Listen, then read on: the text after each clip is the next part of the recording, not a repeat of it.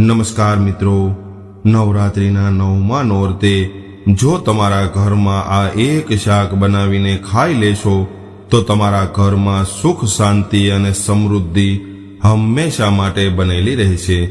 તમારી 7 પેઢી બેઠા બેઠા ખાશે તો પણ ધન ખૂટશે નહીં. નમસ્કાર મિત્રો, સ્વાગત છે તમારું આપણી યુટ્યુબ ચેનલમાં. મિત્રો, આસો મહિનાની નવરાત્રિનો દરેક દિવસ ખાસ હોય છે, પરંતુ નવરાત્રિની 9મી તિથિ અત્યંત ખાસ માનવામાં આવે છે. અને આ 9મી તિથિના શુભ અવસર પર જો તમે આ એક વસ્તુ ખાઈ લેશો તો તમારા જીવનમાંથી ગરીબી હંમેશા માટે દૂર થઈ જશે. મિત્રો, આવનારી 1 ઓક્ટોબરના રોજ 9મું નોરતું છે અને આ ખાસ દિવસે જો તમે તમારા ઘરમાં આ એક વસ્તુ બનાવીને ખાઈ લેશો તો તમારા ઉપર માતા લક્ષ્મીજી મહેરબાન થઈ જશે અને તમારા ઘર પર ધનની વર્ષા કરશે. મિત્રો, નવરાત્રિના 9 દિવસોમાં 9મો દિવસ ખૂબ જ ખાસ અને મહત્વનો માનવામાં આવે છે. આ દિવસે ઘરની સુખ, શાંતિ અને સમૃદ્ધિ માટે વ્રત રાખવામાં આવે છે, પરંતુ આ દિવસે તમારે એક ખાસ વસ્તુ જરૂરથી ખાવી જોઈએ. મિત્રો, આજના વિડીયોમાં અમે તમને ખૂબ જ અમૂલ્ય માહિતી આપવા જઈ રહ્યા છીએ, પરંતુ એ પહેલા તમને એક વિનંતી છે કે જો તમે તમારા ઘરમાં સુખ, સમૃદ્ધિ લાવવા માંગતા હોય, જો તમે તમારા ઘરમાં ધન અને સમૃદ્ધિ લાવવા માંગતા હોય તો આ વિડીયોને લાઈક કરીને તમારા મિત્રો સાથે શેર કરો, જેથી કરીને એ પણ આ ઉપાય આસાનીથી કરી શકે અને એ પણ આ ઉપાયનો લાભ લઈ શકે.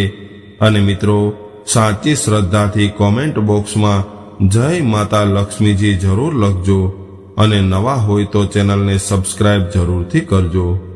મિત્રો, 144 વર્ષ પછી આ દુર્લભ સંયોગમાં આવનારી નવરાત્રિની 9મી તિથિ અને આ દિવસે તમે ભલે કાંઈ ખાવ કે ન ખાવ, પરંતુ આ એક વસ્તુ જરૂરથી ખાઈ લેજો.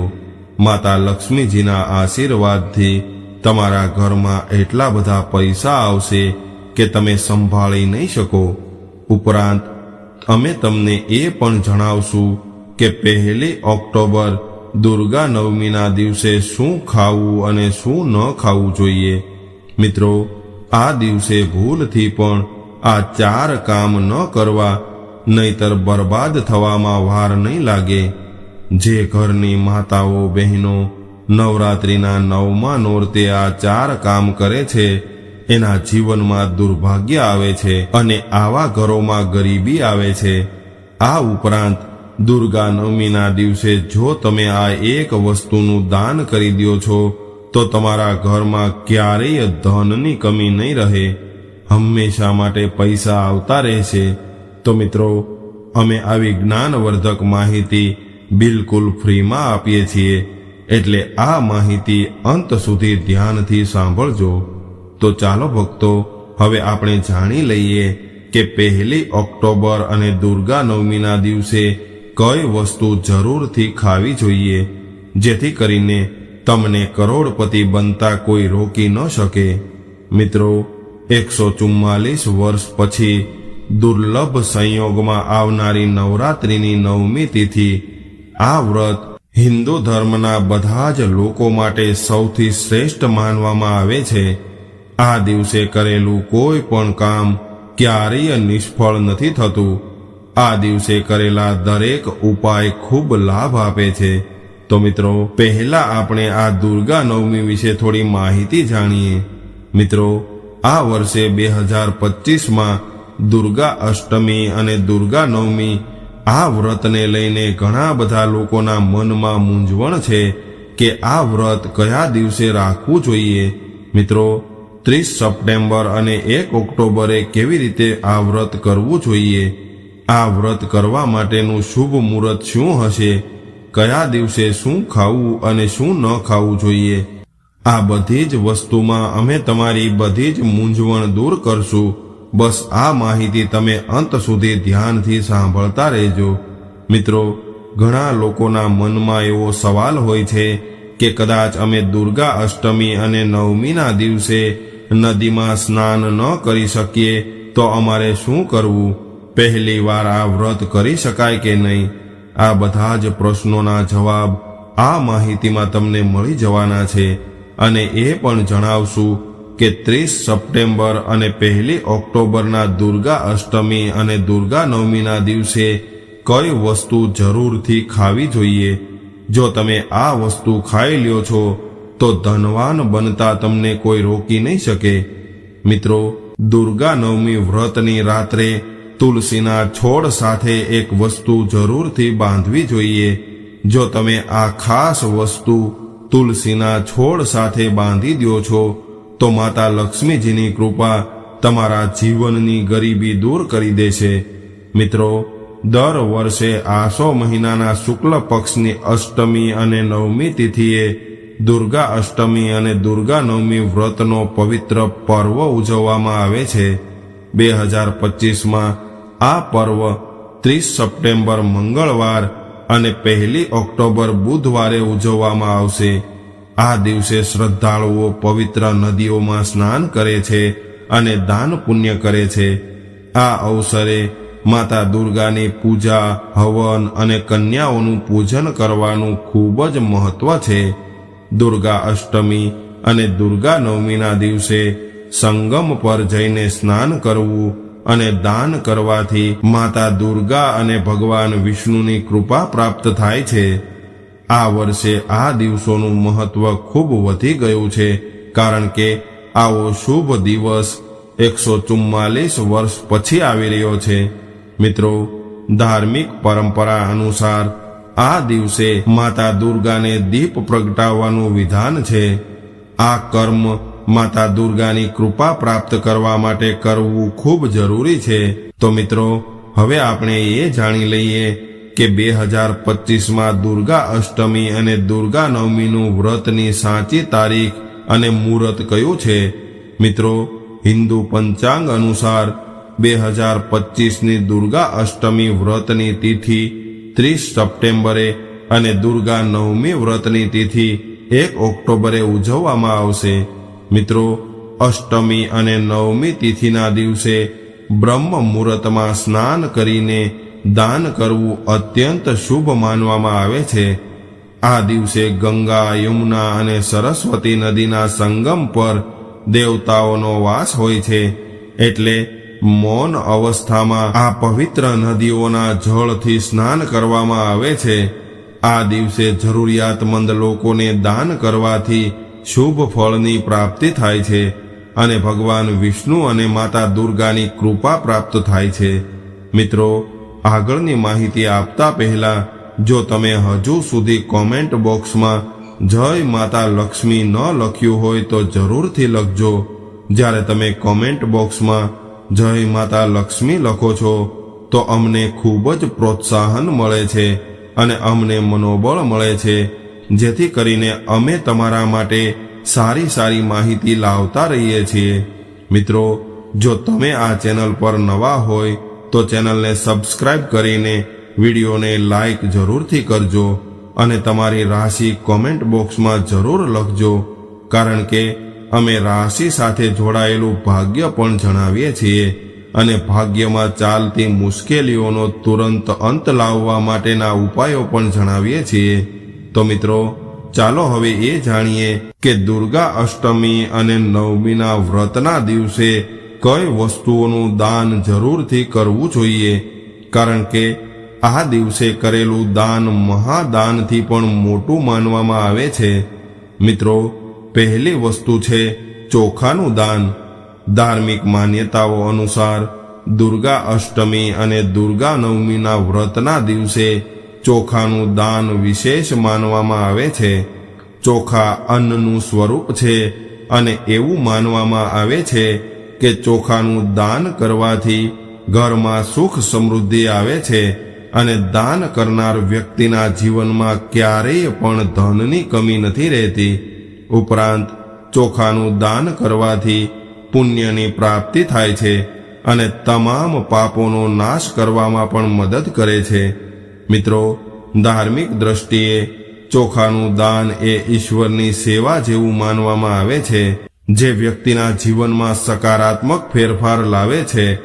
ખાસ કરીને જે લોકો અન્નની કમી અનુભવી રહ્યા હોય એમણે ચોખાનું દાન જરૂરથી કરવું જોઈએ. બીજી વસ્તુ છે સફેદ તલનું દાન. મિત્રો, દુર્ગા અષ્ટમી અને નવમીના વ્રતના દિવસે સફેદ તલનું દાન કરવું ખૂબ જ મહત્વપૂર્ણ માનવામાં આવે છે. મિત્રો, તલનું દાન એક જૂની પરંપરા છે અને આ દિવસને તલના દાન માટે ખૂબ જ ખાસ માનવામાં આવે છે. સફેદ તલનું દાન કરવાથી ભગવાન વિષ્ણુની કૃપા પ્રાપ્ત થાય છે અને એવું કહેવાય છે કે ભગવાન વિષ્ણુ સફેદ તલથી પ્રસન્ન થાય છે અને જે લોકો તલનું દાન કરે છે એમના જીવનમાં ભગવાન વિષ્ણુની કૃપા હંમેશા માટે બનેલી રહે છે. મિત્રો, સફેદ તલનું દાન કરવાથી શારીરિક અને માનસિક શાંતિ મળે છે અને પાપોનો નાશ તેમજ પુણ્યની પ્રાપ્તિ થાય છે. મિત્રો, તલના દાનથી જીવનમાં સુખ, શાંતિ અને સમૃદ્ધિ તેમજ આંતરિક સંતોષની ભાવના ઉત્પન્ન થાય છે. મિત્રો, ત્રીજી વસ્તુ છે આમળાનું દાન. આમળા એક એવું ફળ છે જેને આયુર્વેદમાં વિશેષ મહત્વ આપવામાં આવે છે. એને જીવનનું અમૃત પણ માનવામાં આવે છે, કારણ કે આમળા આરોગ્ય માટે ખૂબ જ લાભકારી છે. દુર્ગા અષ્ટમી અને દુર્ગા નવમીના દિવસે આમળાનું દાન કરવું ખૂબ જ શુભ માનવામાં આવે છે. ધાર્મિક માન્યતા અનુસાર કોઈ પણ વ્યક્તિના ઘરમાં પૈસાની તંગી રહેતી હોય અથવા તો આર્થિક સમસ્યાઓ ચાલી રહી હોય તો આમળાનું દાન કરવાથી આ સમસ્યામાંથી મુક્તિ મળે છે. આમળાનું દાન કરવાથી ભગવાન વિષ્ણુની કૃપા પ્રાપ્ત થાય છે અને આર્થિક સંકટ દૂર થાય છે. આ ઉપરાંત આમળા આરોગ્ય માટે પણ ખૂબ જ લાભકારી છે. આમળાનું સેવન શરીરને તાજગી અને ઉર્જા આપે છે. આ દિવસે આમળાનું દાન કરવાથી પુણ્યની પ્રાપ્તિ થાય છે. મિત્રો, હવે આપણે એ જાણીએ કે દુર્ગા અષ્ટમી અને નવમીના વ્રતના દિવસે કયા કયા કાર્યો ન કરવા જોઈએ. ત્યારબાદ આ એક શાક વિશે જાણીએ, જે શાક નવમા નોરતે તમારે જરૂરથી ખાવું જોઈએ. મિત્રો, ધાર્મિક દ્રષ્ટિએ માંસાહારનું સેવન શારીરિક રીતે આપત્તિજનક માનવામાં આવે છે અને એ તમારી આધ્યાત્મિક ઉન્નતિમાં પણ અડચણ ઊભી કરે છે. માંસાહારથી શરીરમાં તામસિક ગુણો વધે છે, જે માનસિક શાંતિ અને સંતુલનને પ્રભાવિત કરે છે. શાસ્ત્રોમાં એવું કહેવાયું છે કે માંસાહારથી શરીર અને મનમાં રજસ અને તામસિક ગુણો વધે છે. ભક્તિના માર્ગમાં અડચણ ઊભી થાય છે. એટલે જ આ દિવસે માંસાહાર, ઈંડા, માછલી, મરઘા અથવા તો કોઈ પણ પ્રકારના માંસનું સેવન ન કરવું જોઈએ. આ દિવસે તમારે શુદ્ધ અને સાત્વિક ભોજન કરવું જોઈએ, જેમ કે તાજા ફળો, રોટલી, ખીચડી, દાળ આવી વસ્તુઓ ખાવી જોઈએ.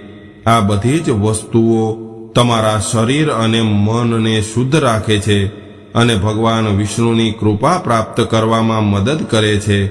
બીજી વસ્તુ જે આ દિવસે ટાળવી જોઈએ એ છે ખાટું ભોજન, જેમ કે આમલી, દહીં અને ખાટા ફળો વગેરેનું સેવન આ દિવસે ન કરવું જોઈએ. મિત્રો, ધાર્મિક દ્રષ્ટિએ ખાટું ભોજન માનવ શરીરમાં તામસિક ગુણોનો વધારો કરે છે અને એ માનસિક સ્થિતિ પર નકારાત્મક અસર કરે છે. એટલે આવા ખાટા પદાર્થોનું સેવન ન કરવું જોઈએ. કદાચ તમારે તાજગી અને સ્વાદ જોઈએ તો હળવા અને મીઠા ફળો જેમ કે કેળા, સફરજન અથવા નાળિયેરનું સેવન કરી શકો છો.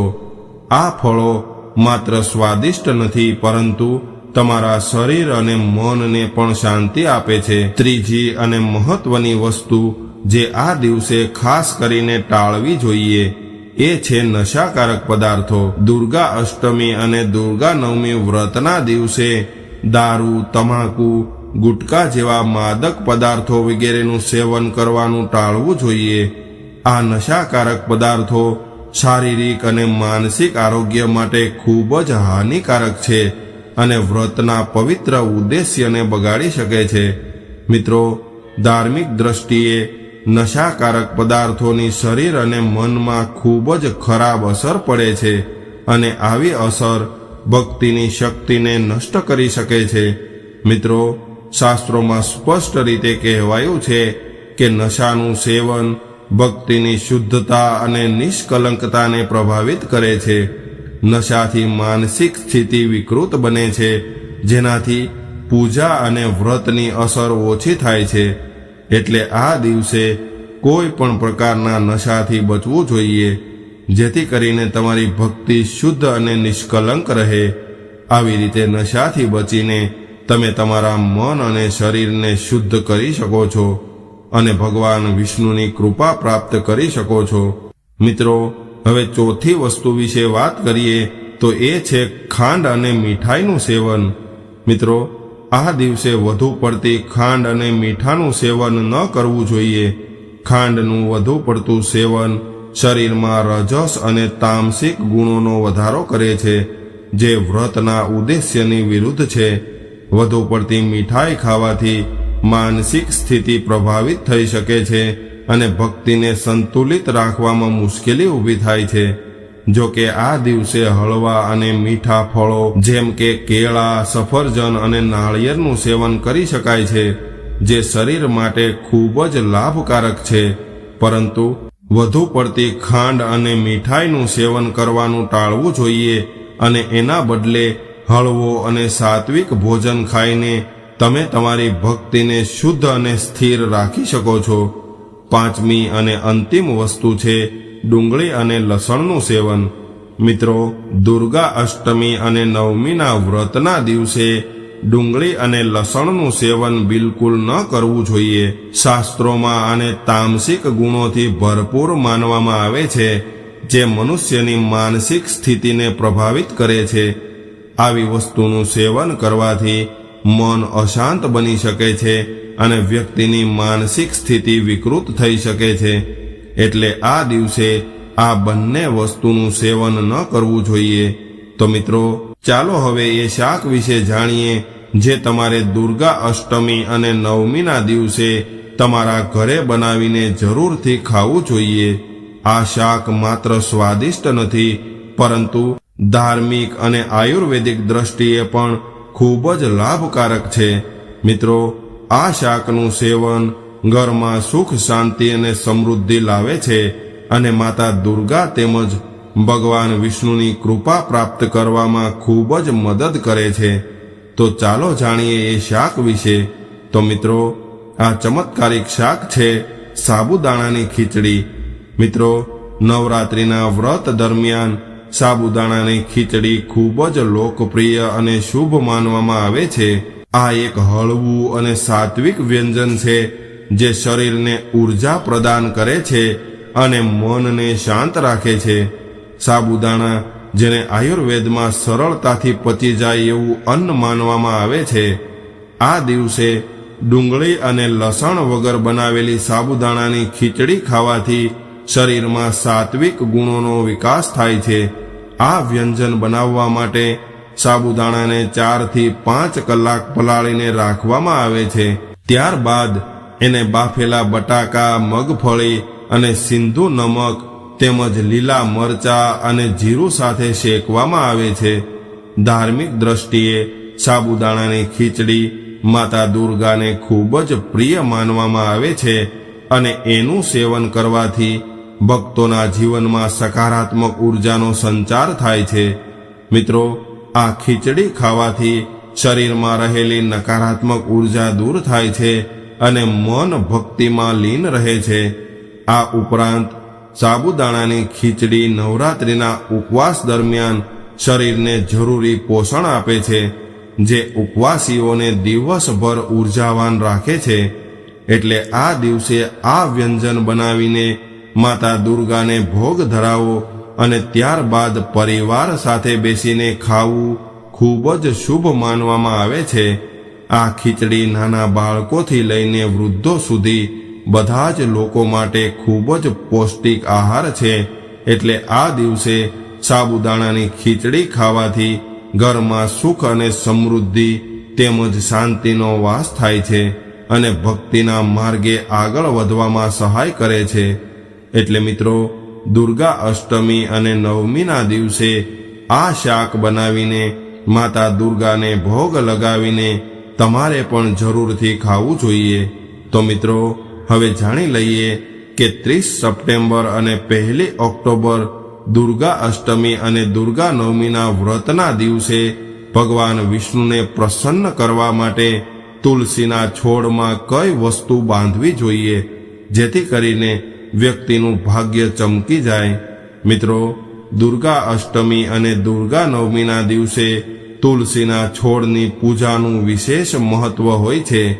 આ દિવસે પૂજા કરતી વખતે સૌથી પહેલા વ્યક્તિએ સવારે સ્નાન કરીને શુદ્ધ અવસ્થામાં તુલસીના છોડ પાસે જવું જોઈએ. ત્યારબાદ તુલસીના છોડને ગંગાજળથી સ્નાન કરાવવું જોઈએ. ગંગાજળનો છંટકાવ કરવાથી તુલસીની પવિત્રતા વધે છે અને વાતાવરણમાં શુદ્ધતાનો સંચાર થાય છે. ત્યારબાદ તુલસીના છોડ પર હળદર, રોલી અને ચંદન લગાવવું જોઈએ. દુર્ગા અષ્ટમી અને દુર્ગા નવમીના દિવસે તુલસીના છોડ પર કલાવા અથવા તો મોલી બાંધવાની પરંપરા ખૂબ જૂની છે. મિત્રો, કલાવા બાંધવાથી ભગવાન વિષ્ણુ અને માતા લક્ષ્મીજીની કૃપા પ્રાપ્ત થાય છે. આ પરંપરા ખાસ કરીને ઘરના તમામ સભ્યો માટે ખુશહાલી અને સારા આરોગ્ય તેમજ સમૃદ્ધિની પ્રાપ્તિનું પ્રતીક માનવામાં આવે છે. કલાવા બાંધવાથી કુટુંબમાં સુખ, શાંતિ અને સમૃદ્ધિનો વાસ થાય છે અને આખા પરિવાર માટે સુરક્ષા કવચ તરીકે કામ કરે છે. કલાવા બાંધતી વખતે વ્યક્તિએ એક વાતનું ખાસ ધ્યાન રાખવું જોઈએ કે શ્રદ્ધા અને વિશ્વાસ સાથે બાંધવી જોઈએ. આથી ઘરમાં નકારાત્મક ઉર્જાનો પ્રવેશ થવાથી અટકે છે અને સકારાત્મક ઉર્જાનો સંચાર થાય છે. ઉપરાંત આ વ્યક્તિના જીવનમાં નવી ઉર્જાનો સંચાર કરે છે, જે એના કાર્યોમાં સફળતા અને સમૃદ્ધિ લાવે છે. દુર્ગા અષ્ટમી અને દુર્ગા નવમીના દિવસે તુલસી પાસે મીઠો ભોગ જેમ કે ગોળ, તલ અને ફળોનો પ્રસાદ અર્પણ કરવો જોઈએ. આ ભગવાન વિષ્ણુ પ્રત્યેની શ્રદ્ધાનું પ્રતીક માનવામાં આવે છે. ગોળ અને તલનું વિશેષ મહત્વ હોય છે, કારણ કે આ વસ્તુ ભગવાન વિષ્ણુને ખૂબ પ્રિય છે. ગોળનું સેવન શરીર માટે પણ ખૂબ જ ફાયદાકારક છે અને તલ સાથે એને અર્પણ કરવાથી વિશેષ પુણ્યની પ્રાપ્તિ થાય છે. ગોળ, તલ અને ફળોનું દાન કરવાથી ઘરમાં સુખ અને સમૃદ્ધિની વૃદ્ધિ થાય છે. મિત્રો, એવું માનવામાં આવે છે કે આ દિવસે ભગવાન વિષ્ણુને આ ભોગ અર્પણ કરવાથી એમના આશીર્વાદથી વ્યક્તિના જીવનમાંથી દરિદ્રતા અને પરેશાનીઓ દૂર થાય છે. તો વાલા મિત્રો, જો તમને આ વિડીયો ઉપયોગી લાગ્યો હોય અને પસંદ આવ્યો હોય તો વિડીયોને લાઈક કરીને તમારા સગા સ્નેહી મિત્રજનો સાથે શેર કરજો અને કોમેન્ટ બોક્સમાં સાચી શ્રદ્ધાથી જય માતા લક્ષ્મીજી જરૂર લખજો અને નવા હોય તો ચેનલને સબસ્ક્રાઇબ જરૂરથી કરજો. જય માતાજી.